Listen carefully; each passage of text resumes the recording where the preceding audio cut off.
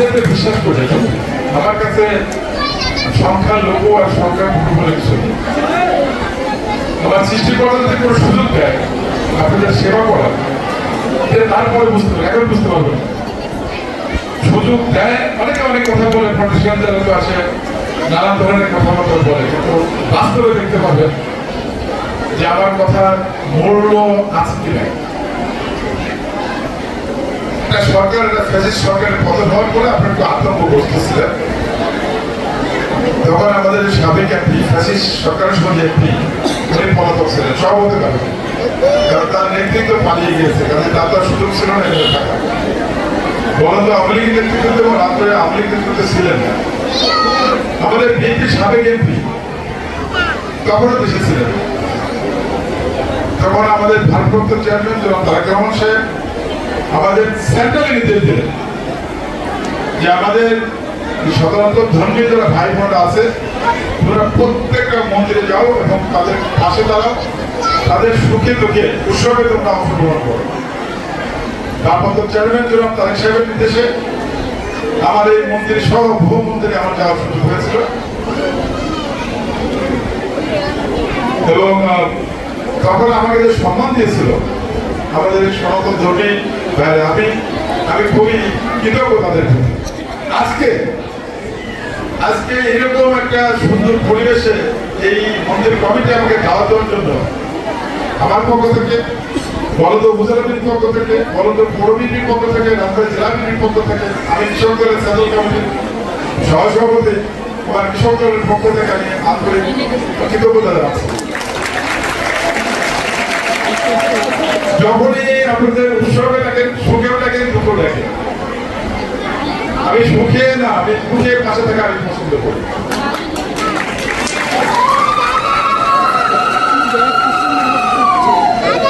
আপনারা বিশেষ করে এই অঞ্চলে যারা সনাতন ধর্মীয় লোকজন আছেন, যে আমাদের বড় বিএনপির সভাপতি কাশেম ভাই আমার পাশে দাঁড়িয়ে আছেন, বা পাশে মজিবুল্লাহ ডানপাশে দাঁড়িয়ে আছেন, আমাদের উপজেলা বিএনপির সভাপতি বারবার নির্বাচিত কমিশনার, অত্যন্ত জনপ্রিয় নেতা, সে আমার পাশে দাঁড়িয়েছে। আমাদের মঞ্জুর ভাই ছেলে, মঞ্জু ভাইকে আমরা সবাই চেনে, মঞ্জু ভাই দাঁড়িয়েছেন। বিশেষ করে আমাদের একজন মুরব্বী আছেন আরেক ভাই, উপজেলা বিএনপির সিনিয়র সহসভাপতি, এই এখানেই বাসায়, সে সহ এই ওয়ার্ডের সাইদুল সহ আমাদের দ্বারা আছে এবং আমাদের সকল সকল নেতৃত্বের দ্বারা আছে। আমি সবাইকে অনুরোধ করতে চাই, নির্দেশ দিতে চাই, সনাতন ধর্মের উপরে কোন রকম নির্যাতন, অবিচার, দখল বাজে গেলে সত্য করবো,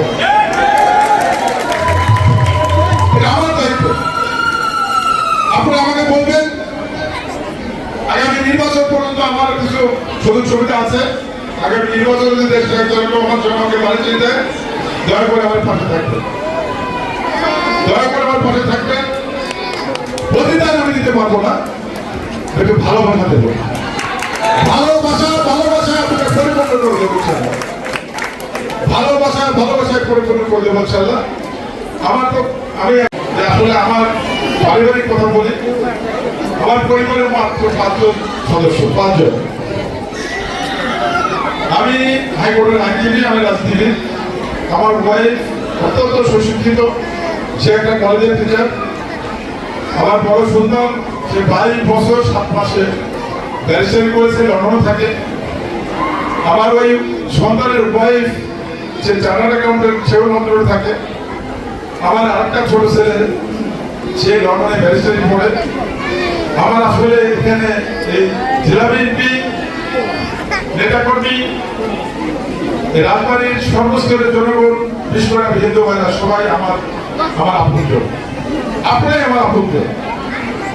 আমি আর 17টা বছর এই দলের দুর্দিনে যেভাবে আপনাদের পথে ছিলাম, নেতাকর্মীর পথে ছিলাম, আপনারা দেখেছেন। আমি অত্যন্ত সতর্কভাবে নিজেকে তৈরি করেছি, এবং আমি সৃষ্টিকর্তা যদি আমাকে গ্রহণ করে, আমাদের দেশের তারেক রহমান সাহেব যদি আমাকে বিশ্বাস করে, নির্ভর করে, আমি যদি ধানের শেষ পাই আমার তারপর থাকেন, যদি আপনারা আমাকে একটু ভালোবাসা দেন, আমি আপনাদের ভালোবাসা ফিরিয়ে দেবো। আমি আপনাদের হয়ে থাকতে চাই। জন্য দোয়া করেন। আর দাদা আমাদের চিকিৎসা সাহেব বলছেন, আমি খুব কষ্ট পাই সত্য কথা, যে একটা জনশ্রুতি আছে যে সনাতন ধর্মের অভিযোগ আওয়ামী লীগকে পছন্দ করে, নৌকা পছন্দ করে, নৌকাকে ভোট দেয়। আপনাদের কি রিটার্ন আমি জানি না, এই মন্দিরে একটা প্রজেক্ট নাই। এই 15 বছর এক ভদ্রলোক এখানে এমপি ছিলেন, এটা কথা হলো দাদা, ভোট দেবেন, ভালো কথা দিবেন, সহযোগিতা করবেন, রিটার্ন দেবেন, এটা কথা হলো।